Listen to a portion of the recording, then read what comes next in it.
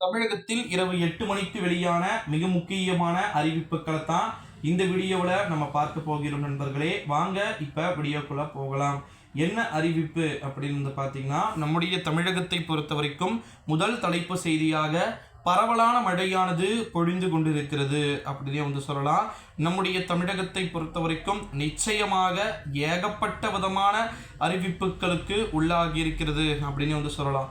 முதல் மிக முக்கியமான ஒரு அறிவிப்பு என்ன அப்படின்னு வந்து பார்த்தீங்கன்னா, நம்முடைய தமிழகத்தை பொறுத்த வரைக்கும் பரவலான மழையானது பொழிந்து கொண்டிருக்கிறது. அது ஒரு புறம். இரண்டாவது மிக முக்கியமான அறிவிப்பு என்ன அப்படின்னு வந்து பார்த்தீங்கன்னா, கோல்டுடைய ரேட் ஏற்றம் இறக்கமாக வந்து பார்த்தீங்கன்னா கண்டிருக்கக்கூடிய ஒரு சூழ்நிலையில தான் கிட்டத்தட்ட வந்து பார்த்தீங்கன்னா 53,000 ரூபாய் கிட்ட வந்து இப்போ இருக்கிறத நம்மளால் வந்து பார்க்க முடிகிறது.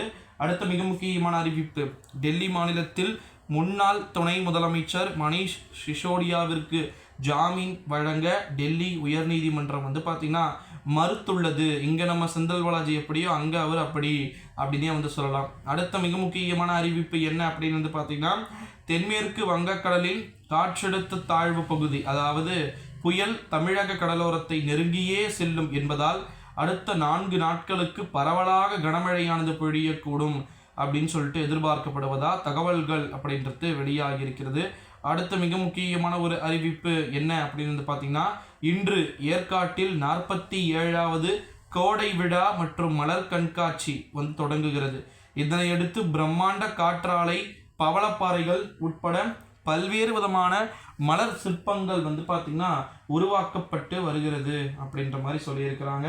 அடுத்த மிக முக்கியமான ஒரு அறிவிப்பு என்ன அப்படின்னு வந்து பார்த்திங்கன்னா, ரொம்ப மிக முக்கியமான அறிவிப்பு, நீலகிரி, கோயம்புத்தூர், திருப்பூர், திண்டுக்கல், மதுரை போன்ற மாவட்டங்களில் கன முதல் மிக கனமழை ஓரிரு முறை வந்து பார்த்திங்கன்னா பொழியக்கூடும் அப்படின்னு சொல்லிட்டு சொல்லப்பட்டிருக்கிறதை நம்மளால் வந்து பார்க்க முடிகிறது நண்பர்களே. அடுத்த மிக முக்கியமான ஒரு அறிவிப்பு என்ன அப்படின்னு வந்து பார்த்திங்கன்னா, ரொம்ப ஒரு இம்பார்ட்டண்ட்டான ஒரு அறிவிப்பு அப்படின்னே வந்து சொல்லப்படுகிறது.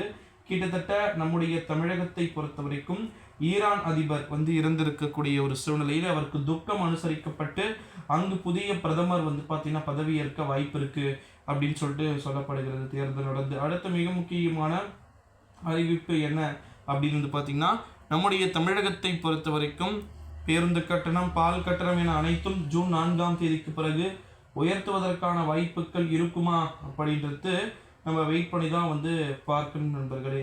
ஸோ ஏகப்பட்ட அறிவிப்புகளோடு அடுத்தடுத்த தலைப்பு செய்திகளை வந்து பார்த்தீங்கன்னா பார்க்கலாம். இந்த வீடியோவை உங்கள் ஃப்ரெண்ட்ஸ் அண்ட் ஃபேமிலி எல்லாருக்குமே வந்து ஷேர் பண்ணிக்கோங்க. இது போல் பல்வேறு விதமான தலைப்பு செய்திகளில் நம்ம ஒன்றாக பார்க்கலாம். நன்றி.